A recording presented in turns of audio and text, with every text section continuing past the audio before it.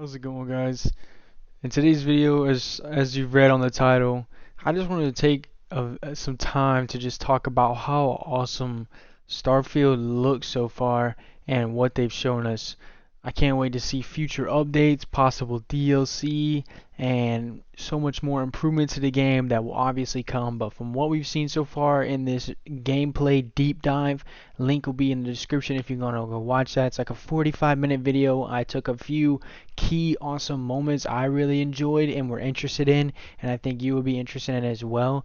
To go over, I think I got about 13 points here, so I know you'll enjoy this video if you're a Bethesda fan and you're looking forward to Starfield. So stay tuned. I hope you enjoy. Let's get right into it. Alright, so just so nothing's like spoiled in case you want to go watch the video later on for yourself, I'm gonna have all this gameplay muted and we'll just be looking at what I'm talking about for the 13 key points. So as you see here in the first gameplay deep dive, as you see, that's just a basic little jog and then a quick sprint. Like that movement right there looks pretty cool. Like he's just chilling, jogging, you know what I'm saying? Then he gets a little faster and then he gets even faster. And I think that's going to be pretty cool, especially in like high combat situations. And it looks like his meter at the bottom left is going down too, so it's like a sprint bar, so you can't just like sprint forever. And that'll especially look cool like whenever you've got better armor. Like that obviously looks like the starting armor you get when you just start the game. So game looks great too, like all this lush environment, stuff like that. And then getting into the next point here, this will actually be my two next points that I cover. If you've played No Man's Sky, this is very similar to that. Like No Man's Sky had a bad rep when it first came out because it was lacking content severely, but it's a lot better now and cooler, and it'll definitely be nothing compared to Starfield.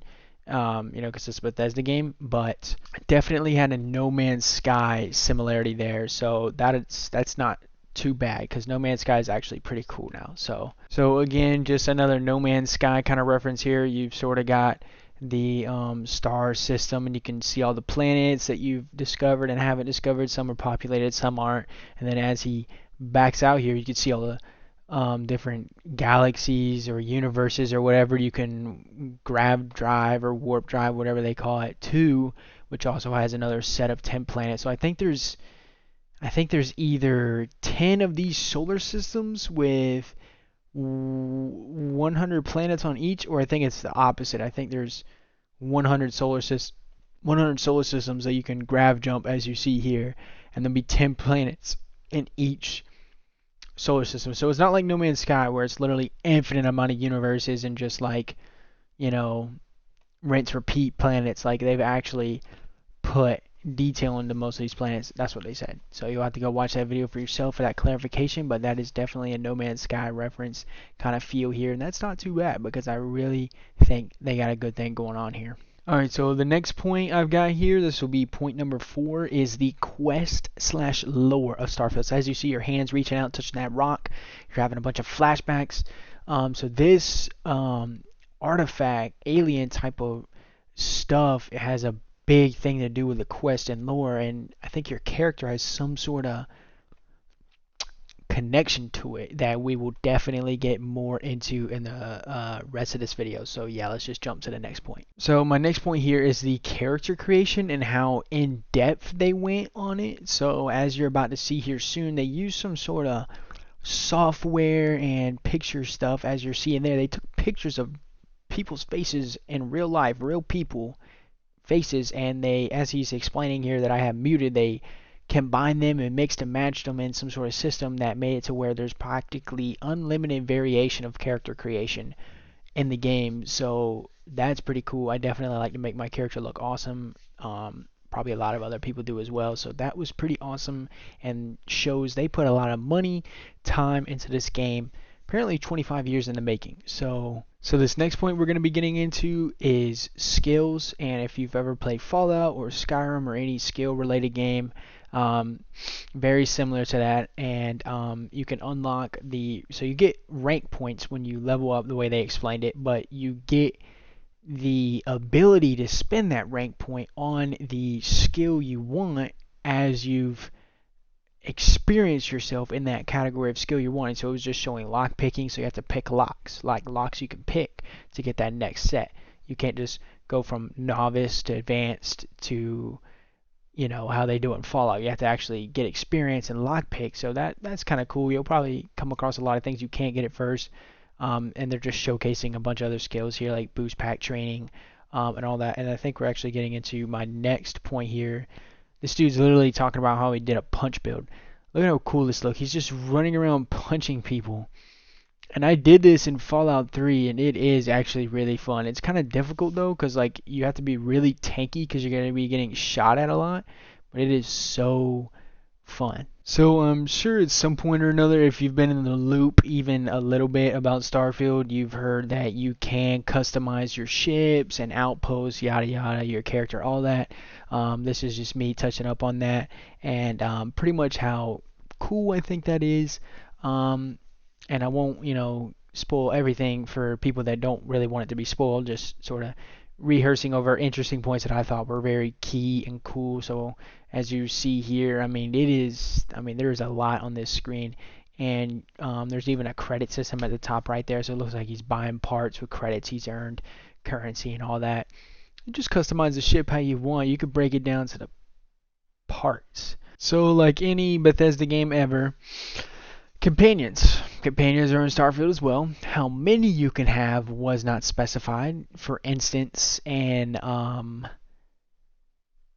Fallout 3, dog meat did not count as a companion, so you could get dog meat and then you could also get another person. So I'm not sure if you can get that robot they've mentioned a lot, and then a human and somebody else. I don't know how many people you can have with you and if you can upgrade that. That's the robot I'm talking about right there next to the guy.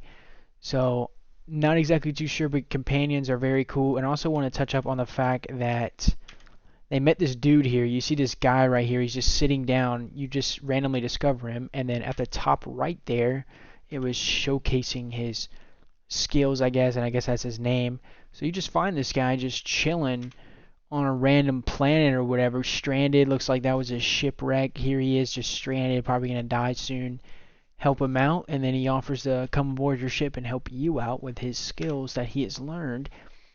So I think it's cool, like, and I don't know if they randomly generate who you'll meet and what skills they have, or if they have like some sort of preset of like this character's gonna be here, this character's gonna be there.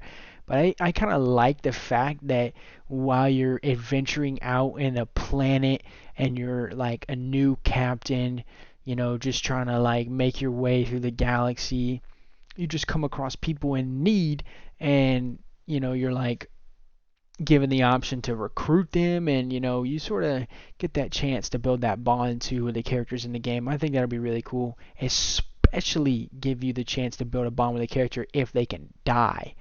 Like if let's say you meet this guy and he takes too many shots in combat and you don't revive him with a stim pack like in Fallout or something, maybe he dies. Like maybe companions are expendable, so you really want to make sure, you know, you're careful on who you take out, what they're wearing, make sure they're equipped to, you know, fight and stuff, because what if they can die? That would be really sad, you know, like yeah. So let's get into the next point. So this next point is very interesting. This is focusing on space flight. So this guy right here in this video at the 25-minute mark, 25-minute and 40-second mark, is talking about space flight. But it goes deeper than that. They try to make it more unique to Starfield. Like, so as you see here, this is the power supply that this guy was explaining.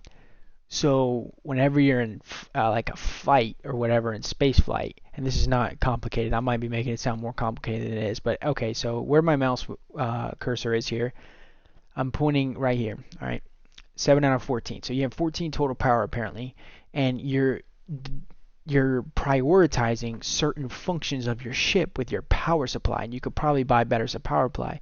So this right here is engines, so this will allow you to go faster. This right here is shields. This right here is grav jump, so the more you have in your grav jump, the faster you'll be able to like just freaking Millennium Falcon out of that, you know. This right here is, I'm not gonna say because I don't know, but this is probably like lasers ballistic missiles, maybe, just assuming. But this is engines, shields, and grav jump 100%. So when you're in combat, you want to like take some away from your engine, take some away, maybe all of it from your grav as this guy has, and you want to allocate some to your okay. So as I was saying, I had to cut myself off mid sentence there because like my Microsoft Edge froze up for some reason. But yeah, as I was saying, I tried to resume this video to show you. So you see he's moving all of his power to engine, so he's gonna be flying faster, and then he's got his little speed at the bottom there. And then I think he's like, but if you're in combat, you need to put more in your shields or a grab jump to go faster. There you go. So um yeah, energy allocation, power supply. It's all very cool. There he is at the bottom left, putting into his lasers, shields. That's pretty cool. It's definitely unique, and it actually makes it seem like ship fighting may be very hard because, like, you might be a beast on the ground, but whenever you're up flying that ship, are you a good ship captain? And can you withstand a Crimson Fleet guy right here pulling up on you? Maybe he's got a buddy or two, and you're getting jumped by, like, this is obviously beginning game. That's just a level 6 ship, but, like, let's say you're in game, that's like a level 40 or 50 ship coming at you. I mean, it's gonna be pretty hard, and the last thing I want to do is die. Especially in space with all my cargo and my ship. Who knows what happens when you die? How far you get set back? All that stuff. Maybe you can just quick save, whatever. But if there's a survival mode in this game, I'm telling you right now, I'm doing it because that would be insane, challenging, realistic, and fun. Like so. Yeah, that definitely made flying ships a little bit harder. So this next point, I just wanted to give a little bit of respect to Bethesda and the team. Collector's Edition. Personally, I'm probably not gonna buy it just because I'm not that kind of guy. And it's probably a lot of money too. But I respect what they did here. They got a little box so you can get in the game, and that'll be cool to like store some stuff. Little patch, little belt or whatever, and a cool watch that actually can like Bluetooth to your phone. Probably, I think it's the same watch in the game. So it's kind of like a Apple Watch, I guess. You can even like get messages and stuff like that. So it's a cool watch. So that was cool. Wanted to showcase that, and then they also got I'm not sure if you know, but Bethesda and Xbox are like conjoined now.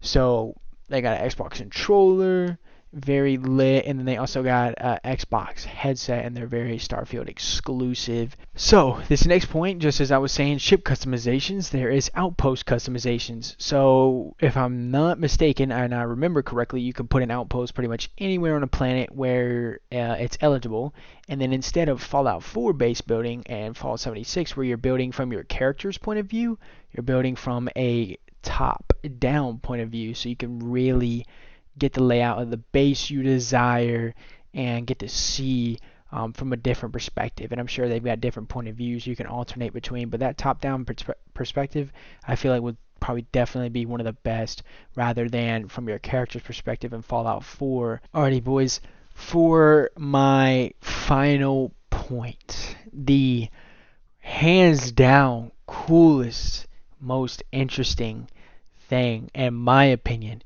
that was out of this 45-minute gameplay deep dive. Just no holding back. Bethesda revealed so much about this game and said there was so much more to be revealed. But this right here, I'm just going to play this clip for you. And I'm even going to mute this part too because you got to feel really how cool this clip is. I'm just going to play this clip and then I'll speak on what I think about it after the clip's done playing. It's really quick.